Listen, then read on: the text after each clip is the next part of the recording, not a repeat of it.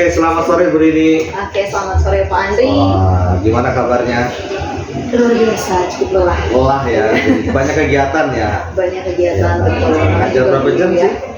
Hari ini aku ngajar 7 jam Pak. Oh, 7 jam. 7 jam dari 10 jam pelajaran.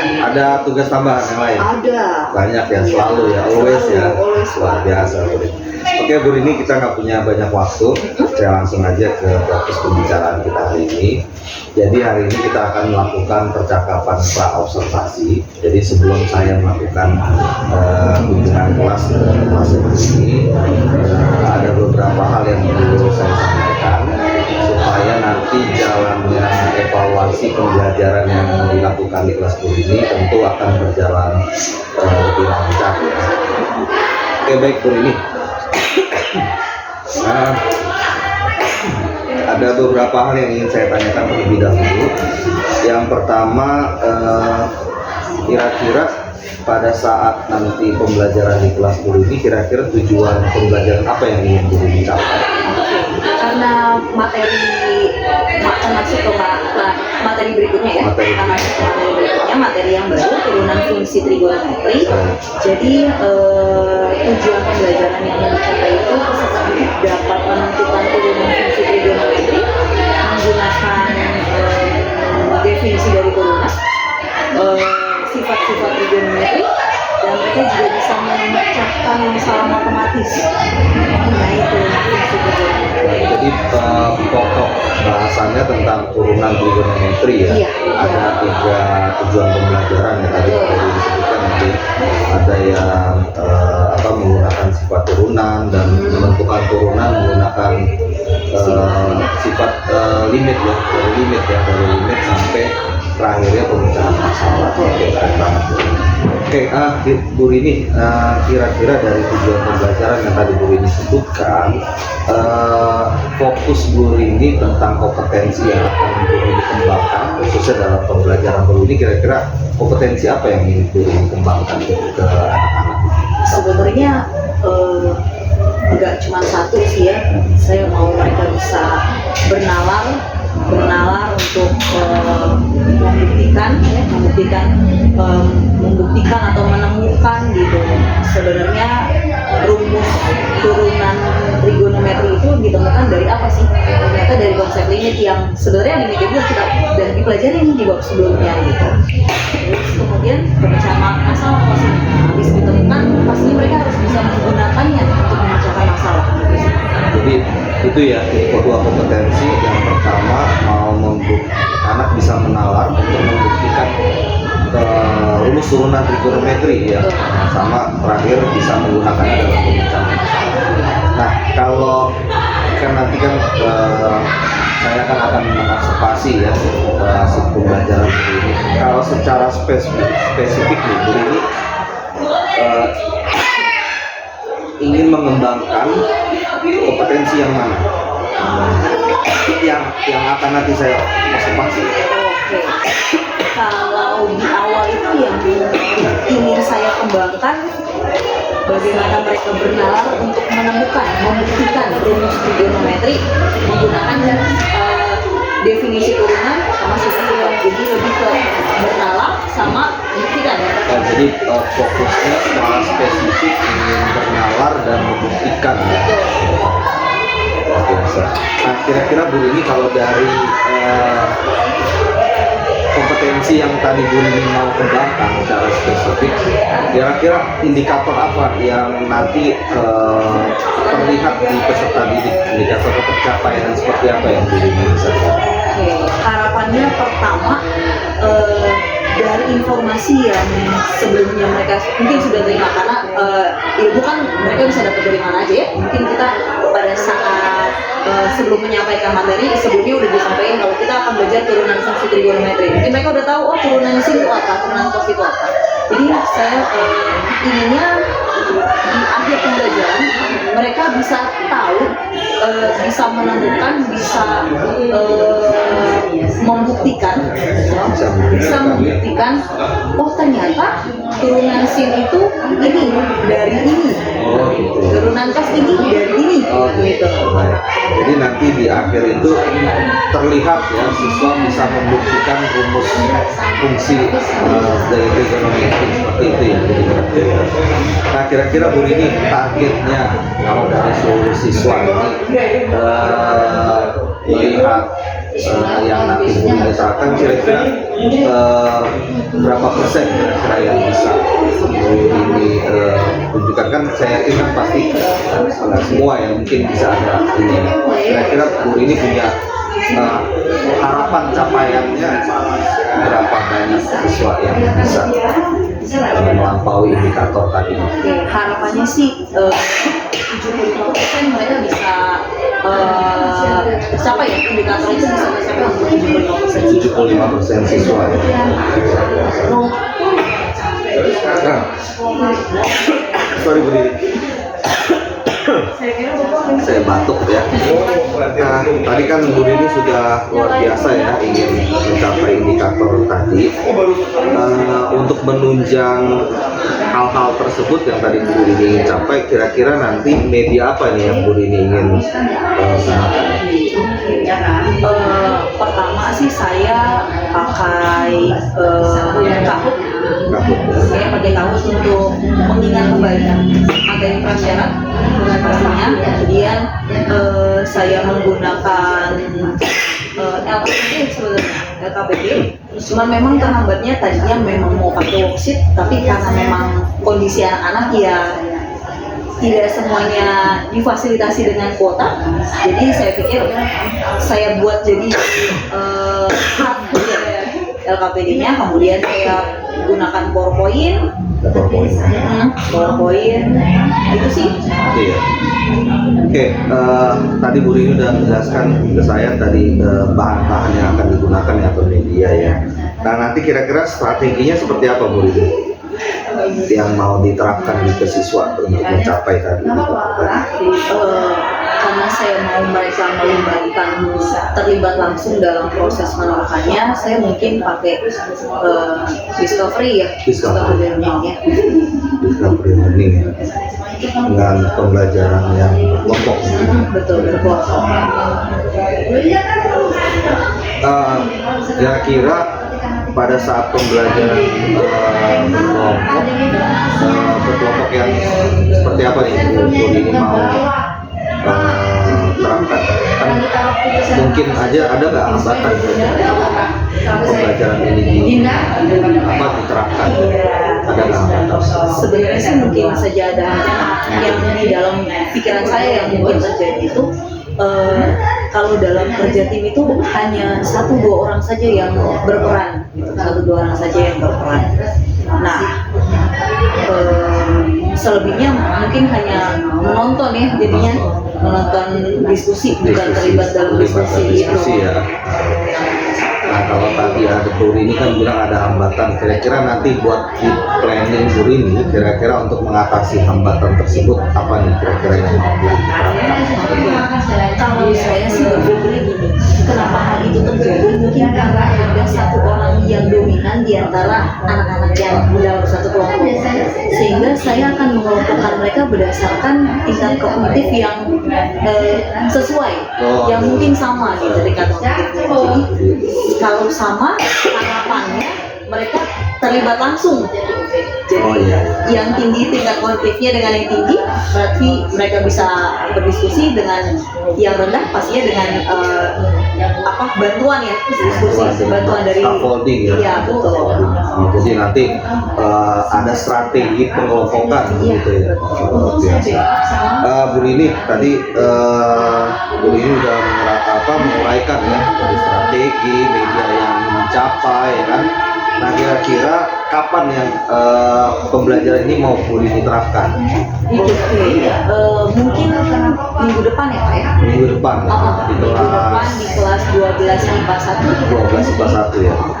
Jam keberapa tuh Bu Rini? Jam 5.06. Jam ke-5.06. Baik Bu Rini, saya tunggu nanti perjumpaan kita di kelas. Saya sangat mempunyai ekspektasi yang besar buat Bu Rini ya, karena saya lihat Bu Rini sudah bisa merencanakan secara matang nanti strategi-strategi yang akan digunakan. Semoga sukses ya Bu Rini ya. Baik, terima kasih Bu Rini atas waktunya. Ya. Selamat sore. Oke, selamat pagi semuanya. Pagi Bu. Gimana kabarnya hari ini? Baik sehat. Semua semangat ya sayang. Sini. Insya Allah. Pagi pelajaran pertama pelajaran apa? PKWU. PKWU. Oke, disambut sama PKWU pagi-pagi. Habis PKWU? Bahasa Jepang. Bahasa Jepang. Oke, masih oke. Bahasa Jepang. Habis bahasa Jepang? Biologi. Trigonometri kan? Rumus-rumus trigonometri udah kan? Kelas berapa? Iya, masih ingat? Oke. Baik, kalau gitu ya. Oke, hari ini untuk tujuan pembelajaran kita adalah peserta ini dapat menentukan turunan fungsi trigonometri ya, menggunakan definisi dari turunan dan sifat-sifat trigonometri serta dapat menyelesaikan masalah matematis dari turunan fungsi trigonometri. Berarti pertama menemukan fungsi trigonometri menggunakan definisi dan sifat trigonometri. Kemudian yang kedua adalah menyelesaikan masalah matematis turunan fungsi trigonometri. Terus kan kadang banyak yang nanya ya, belajar turunan buat apaan, belajar trigonometri buat apaan gitu ya. Memang nggak semua kalian nanti pas kehidupan ketemu turunan dia beli beras terus saya bayar pakai turunan x kuadrat ditambah ya. Oke, gitu. Mungkin hanya beberapa yang akan bertemu dengan turunan. Nah, terus dalam kehidupan itu ada apa aja? Pertama, dia digunakan di konstruksi bangunan. Jadi dalam membuat konstruksi bangunan, pencampuran bahan-bahan bangunan yang dilakukan oleh arsitek, pembuatan tiang-tiang, langit-langit, terus habis itu langit-langit ruangan dan lain-lainnya, mereka menggunakan konsep turunan. Jadi supaya bangunannya itu cantik, kokoh, itu bisa kalau bisa salah perhitungan bisa roboh gitu ya. Yang kedua, digunakan juga pada penerbangan. Dalam dunia penerbangan turunan temu, gitu ya. Hanya sebagian profesi. Oke. Tadi saya sudah tanya, ingat ini enggak, ingat itu enggak, ingat ini gitu kan ya? Oke, sekarang kita tes dulu, ingat apa enggak turunan, gitu ya? Buka kahut.id.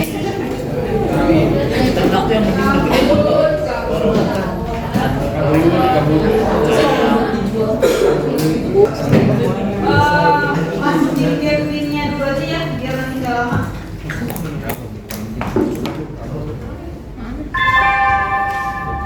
Saatnya istirahat. Habis itu ditinggal. It's time to have second break.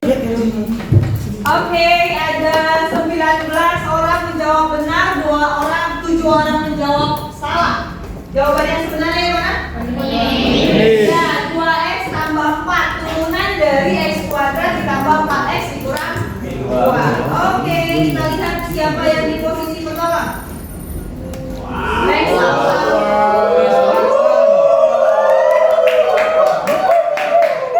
Oke, selanjutnya soal nomor 2.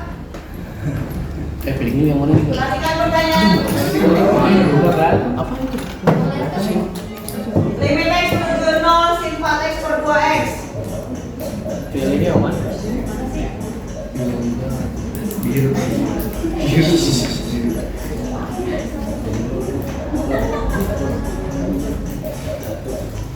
Ini kalau ada yang salah keterlaluan.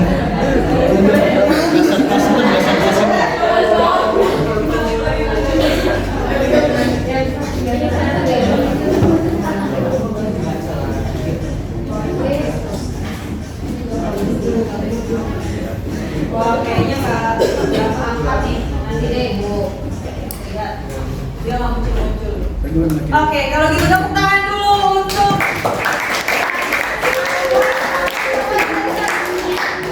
Lia. Oke, good job. Jadi itu soal-soal itu akan ketemu pada saat kita mau menemukan rumus dari turunan trigonometri. Oke. Kalau begitu, kita kembali ke sini.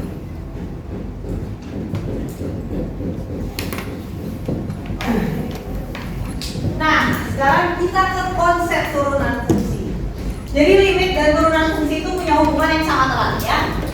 Turunan fungsi dapat dilihat dari limit fungsi. Turunan fungsi dapat dilihat dari limit fungsi. Nah, definisinya kayak gini. Definisi dari turunan f aksen x itu sama dengan limit h menuju 0 dari f x plus h dikurang dengan fx per h.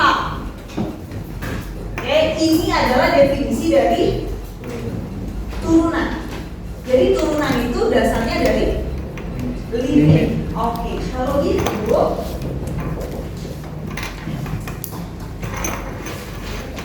limit kalian sudah pelajari. Sekarang kita akan mencari bagaimana menentukan atau bagaimana menemukan rumus trigonometri, rumus turunan trigonometri. Oke, saya akan bagi kalian menjadi 9 kelompok. Oke, kelompoknya saya sudah bagian tadi ya. Kelompok 1 sampai kelompok 9. Silakan duduk dengan kelompoknya. Saya hitung sampai 10.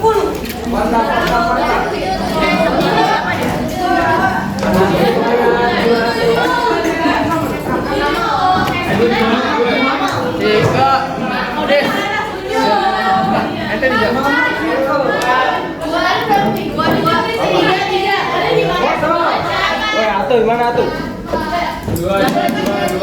Video.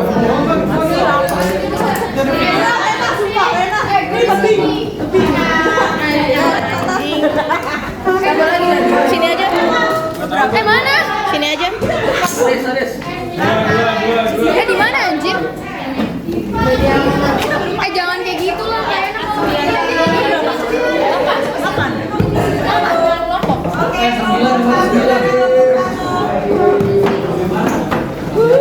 Dimana duduknya? X-nya diganti menjadi X plus H, maka jadinya sin X plus. Oke, kita mau cari turunannya. Maka f aksen X sama dengan limit H menuju 0 dari f X plus H dikurang fx per H. Substitusikan. Fx plus H itu diganti jadi apa? Sin X plus H dikurang fx. Fx-nya apa? Sin X per H. Oke, ini pengurangan trigonometrinya apa? Sin dikurang sin. Ada rumus trigonometri sin kurang sin? Ada. Oke, gunakan. Apa rumusnya sin min sin? Kosin. Ya, kosin ya, betul. Ada dua juga ya. Punya dua. Satu atau enggak itu?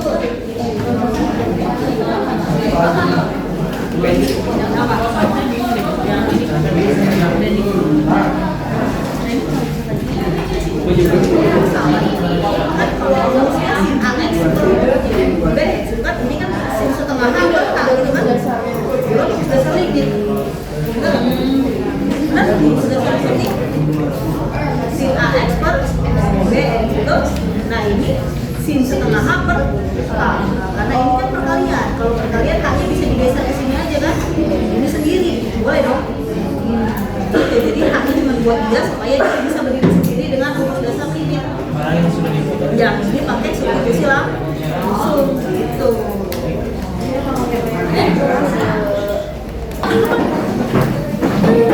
Lagi foto ya? Yang mau bawa.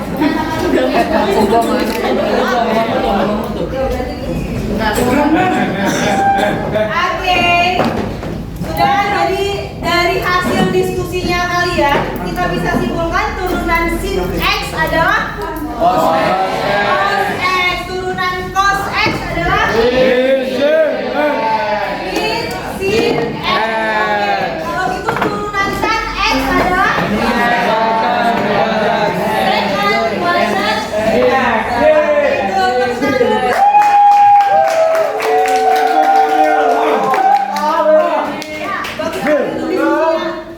Bagus sekali untuk diskusi hari ini. Semuanya bisa berkolaborasi dengan baik. Saya melihatnya tadi dari kelompok per kelompok. Semoga selanjutnya juga seperti itu. Seperti yang tadi Ibu sampaikan, presentasinya berarti kan ke pertemuan kita berikutnya ya. Siap, Bu. Siapa yang akan mewakili untuk mempresentasikan. Dipahami dengan baik apa yang tadi sudah kalian kerjakan. Oke? Karena semuanya akan dipanggil ke depan untuk menguji. Oke, itu aja dari saya. Semoga ilmunya hari ini bermanfaat. Oke, terima kasih.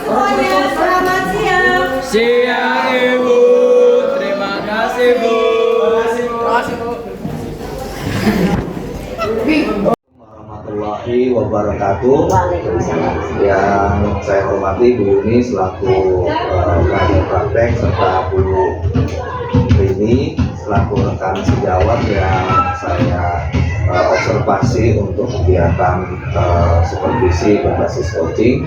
Jadi pada hari ini kita akan melakukan percakapan pasca observasi yang akan disaksikan oleh pengajar praktek Bu Yuni yang nantinya akan melakukan refleksi dari percakapan pasca observasi kita. Jadi sebelumnya kita sudah melewati dua proses ya Bu ya, yaitu proses pra-observasi dan observasi. Jadi hari ini adalah kita lakukan percakapan pasca observasi yang tujuannya untuk merefleksi pembelajaran yang telah Bu Rini lakukan di kelas dan juga mengevaluasi apa yang sudah Bu Rini lakukan. Gitu ya Bu ya. Baik, saya mulai saja langsung untuk percakapan pasca observasi. Sebelumnya saya mau tanyakan dulu Bu Rini, kabarnya baik hari ini ya? Baik, sehat. Alhamdulillah sehat ya, banyak kegiatan tentunya ya. Pasti. Banyak kegiatan. Bu Rini, bagaimana perasaannya setelah melakukan pembelajaran di kelas? Apa yang Bu Rini rasakan? Oke, perasaan saya setelah melakukan pembelajaran di kelas itu pertama sih senang. Ternyata anak-anak dengan tipe belajar yang saya gunakan gitu, mereka menikmati proses belajarnya dan mereka mendapatkan tujuan yang saya mau ambil ya, saya mau capai di tujuan pembelajaran gitu sih. Kira-kira apa ya tujuan yang dicapai oleh Bu Rini pada saat setelah observasi sehingga Bu Rini senang? Oke, jadi tujuannya itu kan anak-anak bisa menemukan sendiri turunan trigonometrinya, menggunakan sifat turunannya sama definisi dari turunan. Itu sudah tercapai oleh direksi pembelajaran. Baik Bu, keren banget ya. Jadi anak sudah bisa menemukan sendiri. Baiklah Bu Rini, izinkanlah saya menyampaikan hasil observasi yang telah saya lakukan selama pembelajaran di kelas. Ya izin ya Bu ya, nanti buka tolong. Jadi yang pertama dari hasil observasi saya untuk pembelajaran berdiferensiasi, memang Bu Rini tadi sudah menerapkan ya berdiferensiasi, terutama yang sangat menonjol adalah tentang berdiferensiasi proses ya. Jadi saya lihat dalam pembelajaran berkelompok Bu Rini sudah melakukan strategi pengelompokan sesuai dengan hasil tes formatif yang sudah Bu Rini lakukan. Jadi itu yang saya lihat ya. Jadi ada yang kelompoknya rendah, kelompoknya sedang, sama yang kelompoknya tinggi. Nah itu Bu Rini sudah melakukan itu. Lalu yang kedua yang saya lihat memang ada apa dari yang Bu Rini bilang tadi, siswa sudah bisa melalui LKPD-nya. Bu Rini yang sudah susun adalah LKPD discovery ya. Jadi mereka sudah bisa secara mandiri mengkonstruksi pengetahuannya. Memang ada beberapa catatan khusus yang saya lihat. Yang pertama di awal itu Bu Rini sudah melakukan pendahuluan dengan baik, tapi memang belum ada nih kesepakatan di kelas di awal yang Bu Rini lakukan. Kira-kira apa sih kesepakatan kelas sehingga nanti sama-sama kelas itu meyakini apa yang kesepakatan yang telah Bu Rini buat ya. Jadi kayak seperti misalnya saya lihat bahwa nanti di kelas memang HP itu dipergunakan hanya untuk pembelajaran, karena saya lihat memang masih ada yang terutama yang kelompok rendah ketika Bu Rininya lagi memantau kelompok yang sebelah sana, ternyata yang sebelah sini masih ada yang masih dikasih buku yang lain. Itu yang pertama yang dirasakan. Terus yang kedua bahwa Bu Rini setelah melakukan pembelajaran tadi ya, memang saya belum melihat strategi pembelajaran diferensiasi yang lain selain pembelajaran diferensiasi proses ya, karena dari segi LKPD-nya ternyata memang LKPD-nya masih sama ya Bu. Jadi Bu Rini memang menitik beratkan bahwa dengan discovery tadi ditambah strategi pembelajaran berkelompok untuk Bu Rini sudah sesuai, cukup ya gitu. Nah terus yang terakhir ternyata ada tahapan yang memang miss nih Bu, karena di Bu ini menuliskan bahwa di akhir itu peserta didik akan melakukan presentasi, tapi ternyata memang presentasinya di akhir nggak sempat ya, tapi memang diakhiri dengan refleksi tadi langsung dari Bu. Mungkin itu yang bisa saya lihat dari hasil observasi yang di kelas gitu. Menurut Bu Rini, tanggapan Bu Rini bagaimana menurut hasil observasi saya? Jadi memang ada 3 poin yang saya lakukan Pak ya. Yang pertama itu mengenai kesepakatan. Ini biasanya kalau kesepakatan itu saya buat di awal semester. Setiap awal semester. Cuman memang kemarin itu saya lupa ya Pak untuk mengingatkan kembali. Karena kadang-kadang anak kalau nggak diingetin lupa ya kesepakatannya apa ya. Saya lupa untuk mengingatkan kembali mengenai kesepakatan yang kita sebelumnya sudah sepakati di awal semester. Kemudian yang kedua itu mengenai berdiferensiasi tadi ya Pak. Itu yang jadi evaluasi saya memang sebenarnya. Ternyata saya jadi kurang manajemen waktu di situ. Berkaitan sama yang poin ketiga tadi, nggak sempat untuk melakukan presentasi. Ternyata dengan rangkaian kegiatan kemarin pembelajaran tidak cukup waktunya untuk anak-anak mempresentasikan hasil diskusi mereka. Nah, jadi saya itu memang melakukan berdiferensiasi di proses, tapi saya tidak memperhatikan konten yang semestinya saya juga buat berdiferensiasi. Mungkin itu yang jadi masalah, karena pada saat saya lihat dalam proses belajarnya yang dalam kognitif rendah gitu, mereka untuk menemukan turunan trigonometrinya itu prosesnya jauh lebih lama gitu dibanding yang kognitifnya middle atau yang di atas gitu. Ternyata prosesnya lebih lama. Jadi spare waktunya habis di situ. Iya betul, spare waktunya habis di situ yang saya mungkin memberikan bantuan ya kepada mereka gitu. Karena waktunya juga mepet sehingga anak-anak tidak bisa melakukan presentasi hasil diskusinya mereka. Nah, tapi supaya walaupun miss-nya ada di situ, tetap saya melakukan refleksi di belakangnya supaya anak-anak tahu hasil akhir dari diskusinya mereka itu apa gitu. Makanya saya lakukan refleksi, kesimpulan juga gitu, bahwa apa nih turunan dari sini yang kamu temukan apa, turunan dari sini yang kamu temukan apa gitu. Biasa.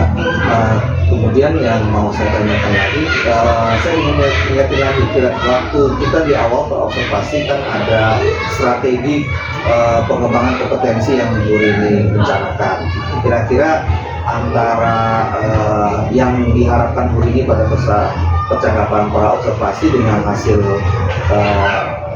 setelah pembelajaran, apakah sudah sesuai harapan Bu Rini atau bukan? Ya, kalau pengembangan yang kemarin saya mau itu kan anak menemukan sendiri turunan trigonometrinya berdasarkan definisi dan sifat-sifat dari turunan itu. Menurut saya sih sudah tercapai Pak. Kalau untuk itu pengembangan kompetensi. Tapi mungkin untuk hal yang lainnya tadi ya Pak, prosesnya yang lama, kemudian ternyata justru urutan saya dalam pembelajaran malah ada yang saya enggak. Baik, tadi Bu Rini sudah menyampaikan hasilnya memang ini sudah capai ya dari hasil pengembangan kompetensi. Tujuannya sudah ada bahwa siswa secara mandiri sudah dapat memproses pengetahuannya. Tadi kan Bu Rini menceritakan ada hambatan ketika dalam pembelajaran di kelas. Nah, kira-kira untuk kedepannya kendala tersebut agar bisa teratasi, apa yang bisa Bu Rini rencanakan? Rencananya sih gini Pak, karena tadi sempat ngobrol juga, dan pada saat kita ketemu pada saat pembelajaran di situ saya langsung menyadari ternyata anak-anak yang rendah ini justru butuh bantuan yang lebih banyak. mungkin saya harus melakukan diferensiasi di kontennya juga di LKPD-nya. Kemarin itu kan LKPD-nya masih sama ya Pak? Masih sama. Middle, bawah, sama atas itu masih sama. Mungkin saya perlu memberikan banyak scaffolding ke yang di bawahnya gitu. Baik itu saya membantu secara langsung atau tahapan pada proses penemuannya itu saya berikan bantuan lebih banyak gitu dalam LKPD untuk yang di bawah gitu. Jadi mungkin saya akan mendiferensiasi konten yang saya akan berikan gitu sih. Baik, luar biasa sekali. Mudah-mudahan apa yang sudah Ibu Rini rencanakan diberikan kemudahan sehingga nanti hasilnya juga siswa terdampak ya dari pembelajaran Islam ini yang Bu Rini rencanakan.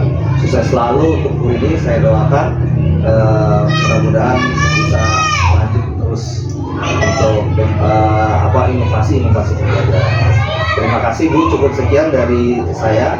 Saya Henry, Assalamualaikum warahmatullahi wabarakatuh. Mungkin untuk selanjutnya Ibu, silakan. Terima kasih Pak Andri yang sudah melakukan pasca observasi, dan di sini saya bisa melihat bahwa apa yang sudah dilakukan oleh Pak Andri dengan saya bisa ditularkan dengan ini dengan proses yang sama, dan ternyata dengan temuan yang hampir sama juga ya Pak. Kemudian waktu kesepakatan juga Pak Andri lupa, ternyata memang gurunya juga harus mengingatkan kembali ke ini di dalam planningnya gitu. Kemudian di dalam pra-observasi sudah dilakukan, dilanjut dengan observasi, kemudian hari ini adalah mengulas ini dengan pasca observasi. Tentunya apa yang sudah menjadi pembicaraan tadi sudah sangat terlaksana ya, proses munculnya budaya positif yang di dalam kesepakatan itu adalah budaya positif. Kemudian pembelajaran berdiferensiasi mungkin lebih ketemukan lagi inovasi ya, sehingga untuk pelayanan kepada anak secara perbedaan karakteristik yang disebutkan tadi, bahwa ada yang kognitifnya rendah dan sedang sama tinggi bisa terlayani. Dan di samping itu memang kita kenapa ada rambu-rambu modul ajar atau RPP itu adalah untuk memberi sinyal kita kapan kita menyelesaikan di dalam satu tahapan ke tahapan yang lain dengan mengatur waktu yang sedemikian dibagi sehingga tidak ada hal yang tercecer yang tadi disebutkan di dalam perencanaan ada presentasi ternyata tidak. Nah, itu mungkin kita bisa melihat timing sebagai pembelajaran. Keren sekali semuanya sudah terlaksana kegiatan untuk mendiseminasikan ya ke Kansa Jawa. Mudah-mudahan tidak hanya guru saja nih, di sekolah Pak Andri ada guru-guru lain yang ikut tergerak dan bisa ditularkan. Guru ini juga bisa menularkan ke temannya lain, atau Pak Andri bisa menambah circle yang berinovasi dan mau tergerak untuk bergerak. Terutama Bu Rini nih yang sebentar lagi, mudah-mudahan jangan, ini daya juang sedang diuji karena calon guru penggerak harus memiliki daya juang tinggi. Kalau 1 kali 2 kali gagal terus loyo berarti daya juang kurang tinggi. Ayo semangat angkatan 11 menanti, karena kesempatan itu memang harus kita ambil, harus kita cerita. Semangat ya Pak Andri, sukses. Bu Rini juga sukses. Terima kasih banyak. Terima kasih untuk proses yang sudah dilaksanakan. Baik. Terima kasih Ibu. Sekali lagi, Assalamualaikum.